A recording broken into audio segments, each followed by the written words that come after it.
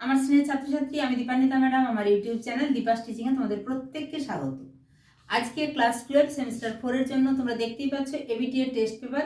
এটা কিন্তু শুধু আজকে যে আলোচনা করছি এরকম নয়, এর আগে তোমাদের জিওগ্রাফির যে পেজগুলো আছে তার মধ্যে AC 7, AC 30, AC 50 already complete হয়ে গেছে এবং আজকে এসি 73 এই পেজের পার্ট এ সেটাও আলোচনা হয়ে গেছে, পার্ট বি আলোচনা করছি। ফলে বুঝতেই পারছো আমি কিন্তু প্রত্যেকটা পার্ট আলোচনা করছি। প্রত্যেকটা কোশ্চেনের পিডিএফ কিন্তু আগেই দিয়ে দেওয়া আছে চ্যানেলে, এবং যারা আমার হোয়াটসঅ্যাপে যুক্ত আছো, হোয়াটসঅ্যাপ গ্রুপে আছো, তারা অলরেডি সমস্ত পিডিএফগুলো পেয়ে গেছো। যারা আজকে আমার এই ভিডিওটা প্রথম দেখছো তারা অবশ্যই স্ক্রিনে দেওয়া নম্বরে আমার সাথে যোগাযোগ করে পুরনো পিডিএফগুলো নিয়ে নেবে। এবং এখন আমি যে কোশ্চেনগুলো আলোচনা করব, তোমাদের যে নিউ সিলেবাসের প্রত্যেকটি বই আমার হাতের কাছে আছে, তার মধ্যে যে বইটিতে তোমাদের সহজ উত্তর হবে সেই বইটি থেকে কোন পোর্শনটি লিখলে তোমরা নম্বর ভালো পাবে সেটি নির্বাচিত করে দেবো। এবং 2 নম্বরের প্রশ্নগুলো কিন্তু আমি নিজে হাতে লিখে দিয়েছি, সেটাও তোমাদেরকে রেকর্ডিং করে দেখাবো। তো চলো শুরু করা যাক। দেখো এসি 74 অর্থাৎ এসি 73 পেজের পার্ট বি, ম্যালথাসের জনসংখ্যা বৃদ্ধি তত্ত্বটি সংক্ষেপে আলোচনা করো। এটা কিন্তু আগেই অর্থাৎ এই এবিটিএ টেস্ট পেপারে আগের পেজে আলোচনা করা হয়েছে, তাই আমি জাস্ট তোমাদেরকে উত্তরটা দেখিয়ে দেবো কোথা থেকে কোথা পর্যন্ত হবে। মিশ্র সেনের বইতে এর মধ্যে তোমরা দেখো কতগুলো বই তোমাদের জন্য, এখানে আমি সমস্ত বইগুলো খুঁজে দেখেছি। তার মধ্যে মিশ্র সেন অর্থাৎ অরুণাভ মিশ্র, রামকৃষ্ণ সেন, এই বইতে 128 পেজ। এখানে আমরা জানি ম্যালথাসের জনসংখ্যা সম্পর্কিত তত্ত্বে ম্যালথাস বলেছেন যে জনসংখ্যা বৃদ্ধি পায়, জনসংখ্যা হচ্ছে জ্যামিতিক হারে, অর্থাৎ 1, 1-এর 2 গুণ 2, 2-এর 2 গুণ 4, 4-এর 2 গুণ 8, 8-এর 2 গুণ 16, এইভাবে জ্যামিতিক হারে বা জিওমেট্রিক রেটে বৃদ্ধি পায়। যেখানে খাদ্য উৎপাদন বৃদ্ধি পায় যেটা হচ্ছে গাণিতিক হারে, অর্থাৎ উপরেরটা গুণিতক, এটা গাণিতিক 1, 2, 3, 4, 5, 6। এখানে যেখানে গাণিতিক হারটা দেখানো হয়েছে দেখো 1, 2, 3, 4 এরকম ডট ডট করে এন পর্যন্ত। তাহলে এইটাই হচ্ছে জনসংখ্যা সম্পর্কিত ম্যালথাসের তত্ত্ব। আগের ক্লাসে আলোচনা করা হয়েছে, প্লাস পিডিএফ দেওয়া আছে, তাও তোমরা একটুখানি, আমি আর ডিটেলস আলোচনা করছি না, তোমাদেরকে পুরোটা স্ক্রিনে দেখাচ্ছি, তোমরা একটু স্ক্রিনশট নিয়ে না। এবং অবশ্যই ছবি দুটো লাগবে, ছবি দুটো দিয়ে যদি এইটুকু বোঝাতে পারো তাহলেই কিন্তু 3 নম্বরের জন্য যথেষ্ট। চলে যাব পরের কোশ্চেনে। 2-এর দাগে অমর্ত্য সেনের ধারণা অনুসারে অর্থাৎ ক্যাপাবিলিটি অ্যাপ্রোচটি সংক্ষেপে বিবৃত করো। এটাও মিশ্র সেনের বইতে 159 পেজে, আমরা একটু ভালো করে দেখে নেব। 159। এই অমর্ত্য সেনের সক্ষমতা দৃষ্টিভঙ্গি, এটাও আমি বারবার আলোচনা করছি না, এখানে কতটা কি লিখতে হবে অমর্ত্য সেনের সক্ষমতা দৃষ্টিভঙ্গি এটা আগের পেজেও পেয়েছি, প্লাস এটার পিডিএফও দেওয়া আছে। তোমরা যদি একটু স্ক্রিনশট নিয়ে নিতে পারো, একদম দাগ দেওয়া আছে কতটা লিখবে, ঠিক আছে। এখানে সক্ষমতা দৃষ্টিভঙ্গির ভিত্তি, নীতি নৈতিকতা ও ন্যায় বিচার, অর্থনৈতিক উন্নয়নের সূচক। অ্যাকচুয়ালি মূল বক্তব্যটুকু দিলেই 3 নম্বরের জন্য মূল বক্তব্যটুকু দিলেই কিন্তু ঠিক আছে।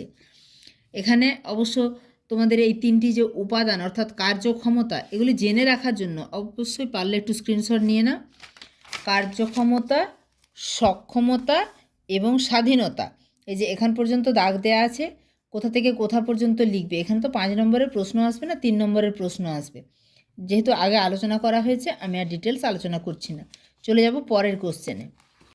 3-এর দাগে প্রশ্ন, মানব উন্নয়ন সূচক বা এইচডিআই কাকে বলে, কিসের ভিত্তিতে এই সূচকের মান নির্ণয় করা হয়। এটা রায়মার্টিন বইতে 212 পাতায়, এই যে রায়মার্টিনের বইতে 212 পাতায় যাবে।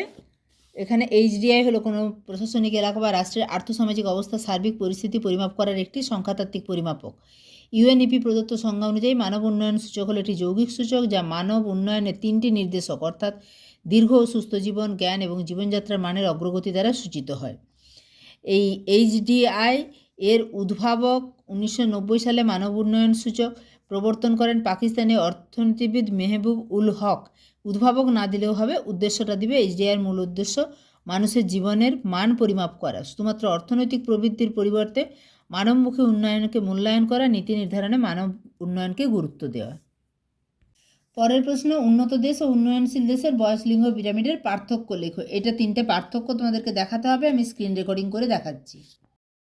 দেখো, উন্নত উন্নয়নশীল দেশে জনসংখ্যা পিরামিডের পার্থক্য। প্রথম পার্থক্য হচ্ছে আকৃতির পার্থক্য। উন্নত দেশে জনসংখ্যা পিরামিড স্তম্ভাকৃতি বা ঘণ্টাকৃতির হয়, সেখানে উন্নয়নশীল দেশে কিন্তু ত্রিভুজাকৃতির হয়। এগুলো যখন ডিটেলস কোশ্চেন আলোচনা করেছি তখন আলোচনা করা হয়েছে। জন্মহারের পার্থক্য, উন্নত দেশে জন্মহার কম, তাই নিচের অংশ সরু হয়, একদম নিচের অংশে 0, তারপরে একদম উপরের অংশে 60, এইভাবে স্তম্ভগুলো পাশের দিকে যায়। তো নিচের অংশে যখন ত্রিভুজাকৃতি হচ্ছে তখন এইভাবে হচ্ছে। আর যেটা উন্নত দেশ সেখানে কিন্তু জন্মহার কম হয়, নিচের অংশ সরু, আর উন্নয়নশীল দেশে জন্মহার বেশি, তাই নিচের অংশ চওড়া হয়। বয়স্ক জনসংখ্যার পার্থক্য, উন্নত দেশে বয়স্ক মানুষের সংখ্যা তুলনামূলক বেশি, উন্নয়নশীল দেশে বয়স্ক মানুষের সংখ্যা তুলনামূলক কম। এই ছিল মোটামুটি 3টে মূল পার্থক্য। এবারে চলে যাব 2 নম্বরের প্রশ্নে। মেধা প্রবাহ কাকে বলে, জনসংখ্যা ফাঁদ কাকে বলে, বিশ্বায়ন কাকে বলে, নব্য ম্যালথাসবাদ কি? আমি আগেই বলেছিলাম, তোমাদেরকে ডায়েরিতে আমি লিখে রেখেছি তোমাদের 2 নম্বরের প্রশ্নগুলোর জন্য। মেধা প্রবাহ আমরা জানি কোনো দেশ, নির্দিষ্ট দেশ বা অঞ্চল থেকে যখন উচ্চশিক্ষিত মানুষেরা, অর্থাৎ মেধা প্রবাহ বলতে ব্রেন ড্রেন, উচ্চশিক্ষিত ব্যক্তিরা যখন অন্য দেশে চলে যায়। অন্য দেশে কখন যাবে? যখন নিজেদের দেশে কম বেতন বা কম সুযোগ সুবিধা, অথচ উন্নত দেশে যদি উচ্চ বেতন, বেশি সুযোগ সুবিধা, বেশি উন্নত আধুনিক জীবনযাপন ইত্যাদির আকর্ষণে উন্নত মেধা যখন চলে যাচ্ছে, তখন তাকে বলছে মেধা প্রবাহ বা ব্রেন ড্রেন। জনসংখ্যা ফাঁদ, এটা এসি 50-এ আছে, তোমরা এসি 50-এর পেজ থেকে দেখে নেবে।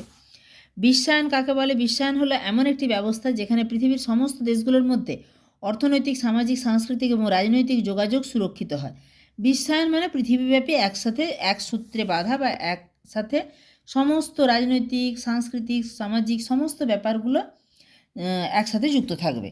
1990-এর দশকের পর প্রযুক্তির উন্নতি এবং বাণিজ্যের প্রসারের ফলে বিশ্বায়নের ধারণা আরও প্রসারিত হয়েছে। নব্য ম্যালথাসবাদ কি? নব্য ম্যালথুসিয়ানরা ম্যালথাসের তত্ত্ব তো আগেই জানালাম, যেখানে জনসংখ্যা গুণিতক হারে বৃদ্ধি পাচ্ছে, ম্যালথাস বলেছেন, এবং খাদ্য উৎপাদন বৃদ্ধি পাচ্ছে গাণিতিক হারে, অর্থাৎ 1, 2, 3, 4 এরকমভাবে জনসংখ্যা 1, 2, 4, 8, 16 সবসময় দ্বিগুণ হয়ে যাচ্ছে। নব্য ম্যালথুসিয়ানরা ম্যালথাসের তত্ত্বের মৌলিকতা স্বীকার করলেও তারা ম্যালথাসের জন্ম নিয়ন্ত্রণ সংক্রান্ত নৈতিক যে নিষেধ ব্যবস্থা, এইটার দ্বারা তারা সন্তুষ্ট নয়। তাদের মতে, অর্থাৎ নব্য ম্যালথুসিয়ানদের মতে, নরনারীর আকর্ষণজনিত আনন্দের উপর কোনো রকম প্রভাব ছাড়াই জনসংখ্যা বৃদ্ধি নিয়ন্ত্রণ করা সম্ভব, এবং জনসংখ্যা নিয়ন্ত্রণের জন্য তারা কিন্তু যে কৃত্রিম জন্ম নিয়ন্ত্রণের উপায়গুলিকে অত্যন্ত গুরুত্বপূর্ণ বলে মনে করেছেন। যাই হোক, তাদের মতে সন্তান উৎপাদন নির্ভর করে দম্পতির আর্থিক, ধর্মীয় এবং সামাজিক অবস্থার উপর। তারা নব্য ম্যালথাসবাদ কি, এটা কিন্তু 2 নম্বরের জন্য যথেষ্ট। তাহলে বুঝতেই পারছো, এভাবে কিন্তু 2 নম্বরের প্রত্যেকটা প্রশ্নের উত্তর লিখে দেওয়া আছে। তাই যারা চ্যানেলে নতুন তারা এক্ষুনি চ্যানেলটা সাবস্ক্রাইব করে নেবে, পুরনো ভিডিওগুলো অবশ্যই দেখে নেবে, এবং তোমার যেরকম কাজে লাগছে বন্ধুদেরও যেহেতু কাজে লাগবে, বন্ধুদের মাঝে শেয়ার করে দাও, আর অবশ্যই একটা লাইক করে দিও, যাতে আমি আরও নতুন ভিডিও বানাতে ইন্সপায়ার হই। ঠিক আছে, দেখা হচ্ছে খুব তাড়াতাড়ি পরবর্তী আপডেট নিয়ে।